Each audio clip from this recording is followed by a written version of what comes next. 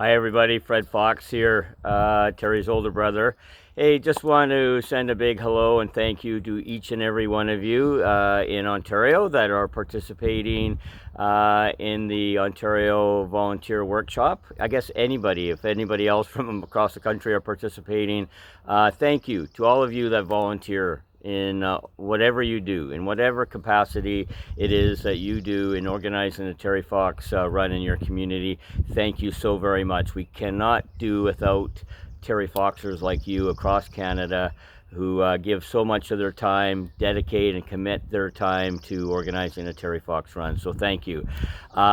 I need to say that I wish I was there with you in person. I mean, virtually in person, I guess, because I'm not there. I'm actually camping in Golden Ears Park, not far from my home in Maple Ridge, camping there with my youngest daughter, Erin, and her family, and there's no cell service there, so I couldn't participate in the call this morning. Martha thought it would be okay, if I did a video message, so a pre-recorded video message, and here we are. I actually need to tell you that I'm on Gabriola Island, and Gabriola Island is just off of Vancouver Island, about a 20-minute ferry ride from Nanaimo on Vancouver Island, and I haven't been on this island in about 45 years, I think it is. I used to come here as a teenager many times with a friend of mine whose family had a cabin here, and so I'm back to do a bit of tour of the island and get back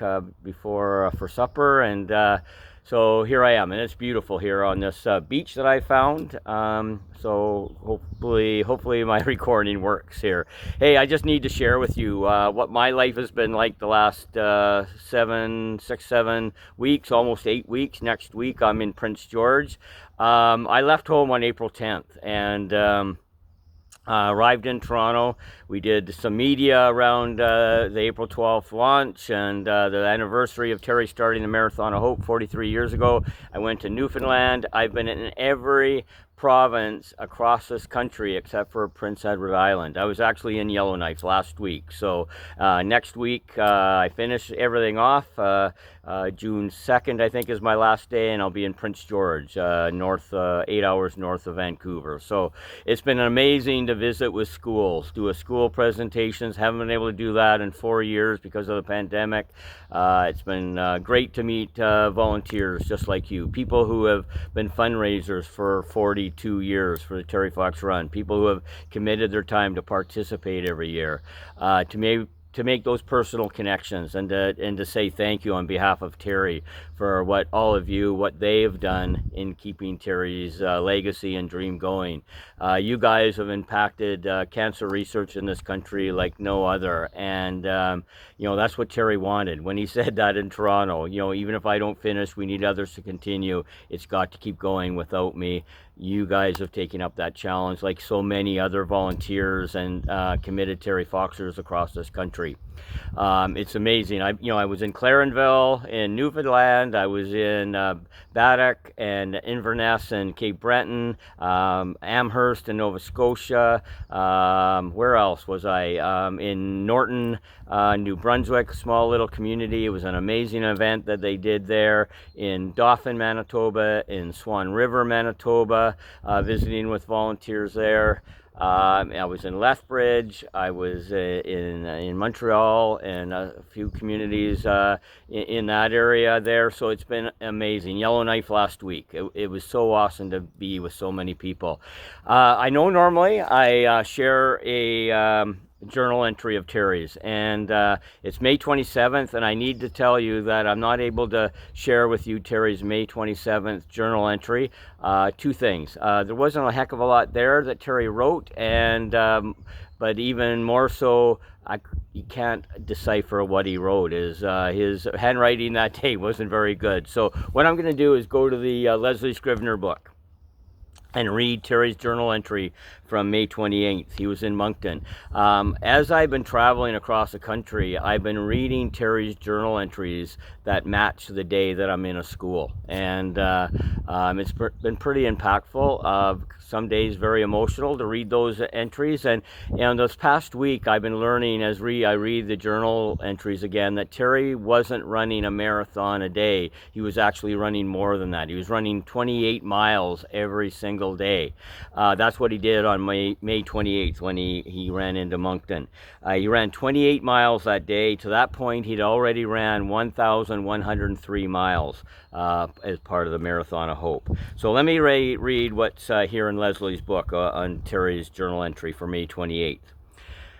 The springs in my knee joint are worn away, but I struggled and pounded out the 12 miles. I saw a moose. We went back to Shediac High School where I talked to about 900 students.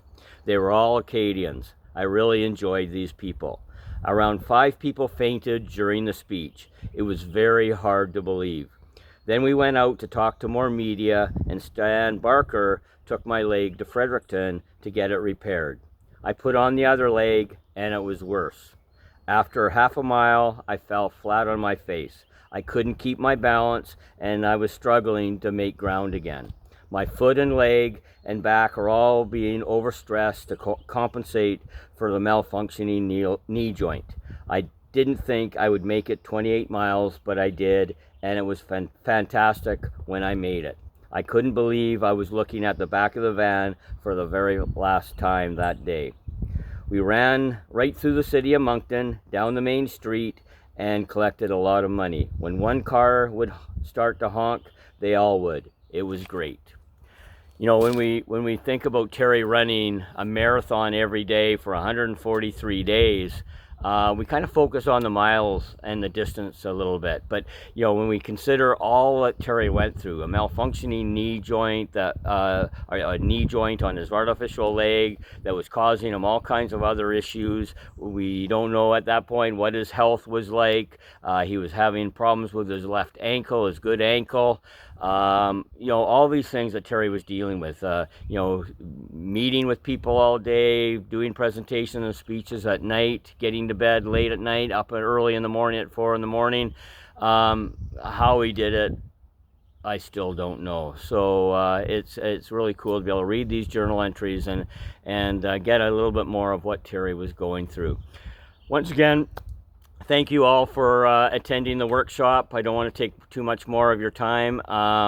I just need to say that, you know, I was at a couple of schools in Nanaimo today visiting, and the very last one, Pleasant Valley, as a bit of a gift for me to be there and sharing Terry's story. And that doesn't have to happen, but they thought they would like to give me a gift, and I felt that, you know, right now it's very appropriate. Hopefully I'm going to be able to cover up a bit of that glow or glare off the top of my head, but they gave me this gift, and I think it's so appropriate. And I just want to say that all of you guys you're awesome, and thank you so much for being at the Ontario Virtual Volunteer Workshop today.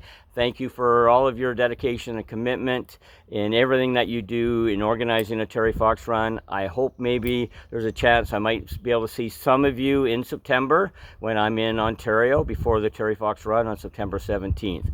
As I leave, I'm going to, if I can, maybe share a little bit of the scenery of where I am, and then I'll sign off. So thank you very much, everybody. There we are on this beach on Gabriel Island. It's beautiful here on the west coast, as you know, and there we are. So again, thank you to everybody. Thanks for participating today. Hopefully to see you again. Thanks for all that you do in keeping Terry's dream alive. Take care. Bye-bye.